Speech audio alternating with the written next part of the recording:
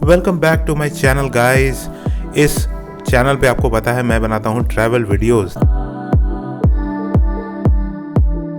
और आज हमारे पास है रॉयल ब्रदर्स से बुक की हुई हंटर 350।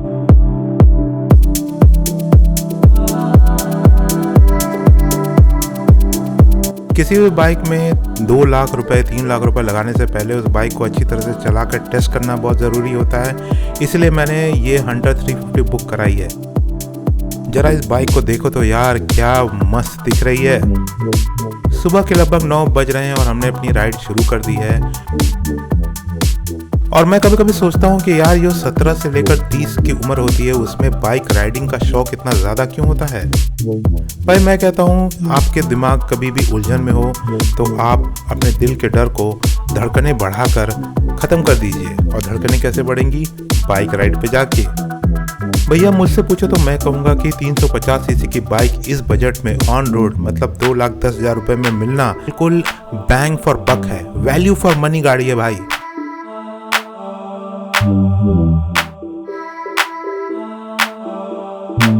हमने अपनी राइड शुरू की कोहरे में और धीरे धीरे देखो धूप निकलने लगी और हम जा पहुंचे ऐसी सड़क पे जहां हम फर्राटेदार तरीके से अपनी बाइक दौड़ा रहे थे।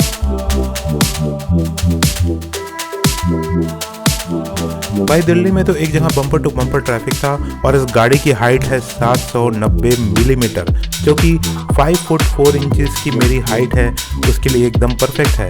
और ये लो, हम रुक गए ब्रेक के लिए।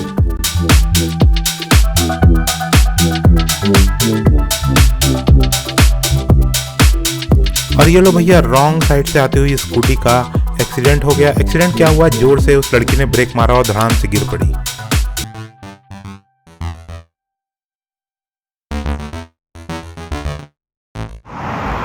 भाई लोग, दिल्ली तक का जो रास्ता था ना, बड़ा ट्रैफिक था यार, उसमें बहुत दिमाग खराब हुआ। अभी देखो कितनी ठंड पड़ रही है और अपनी हंटर हम चला रहे हैं मस्त। वाइड एंगल में पता नहीं कैसा आ रहा है। अगर आपको खाली सड़क मिल जाए तो इस बाइक को भगाने में बिल्कुल भी मत हिचकिए, ये आपका साथ पूरा देगी।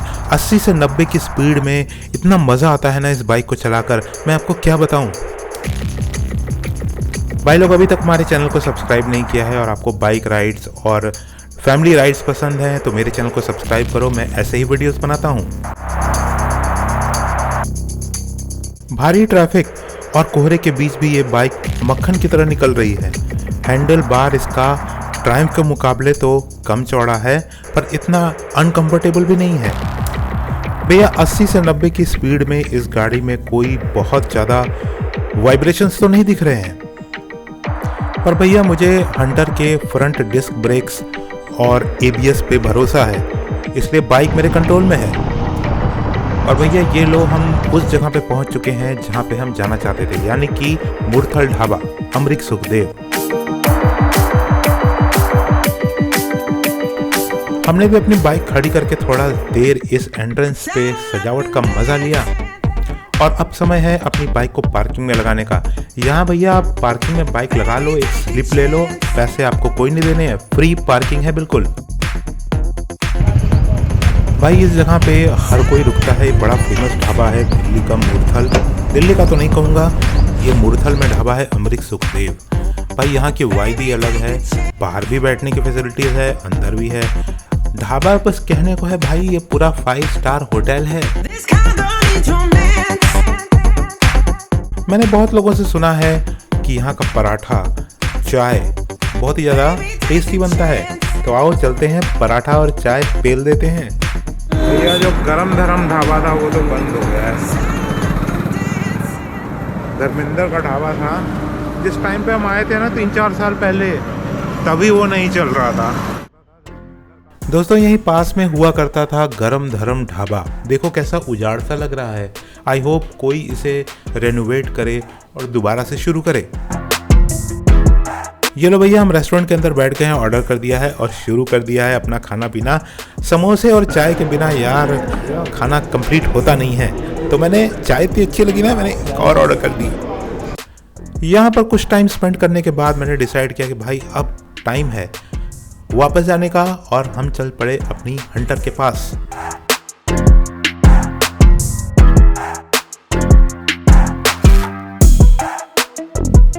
दोस्तों कभी कभी ऐसी वीकेंड राइड ज़रूर लगानी चाहिए। आपको अपने जो रोज़मर्रा की स्ट्रेस होती है उससे आपको निजात मिल जाती है, आपको खुशी मिलती है और सेटिस्फैक्शन मिलता है।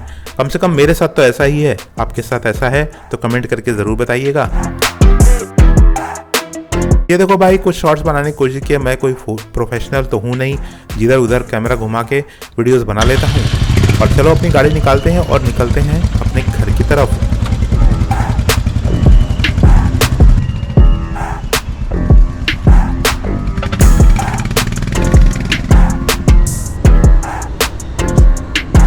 वैसे ज़रूरत तो नहीं थी, पर थोड़ा सा पेट्रोल मैंने टॉपअप करा लिया है और ये लगा लिया हमने मैप, और अब हम चलते हैं अपनी रिटर्न राइड पे।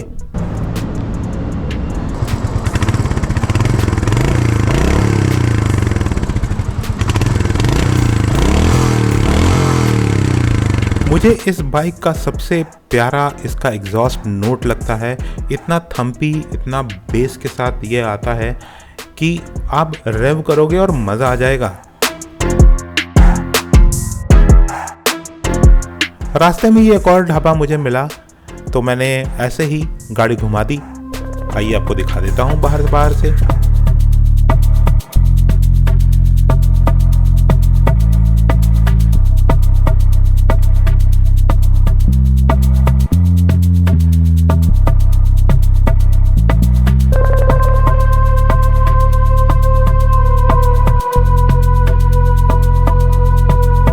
गाड़ी चला के जब थक जाओ तो आप इस गाड़ी पे सैडल भी कर सकते हो। सैडल करने का मतलब कि गाड़ी के स्टैंड पे आप खड़े हो सकते हो।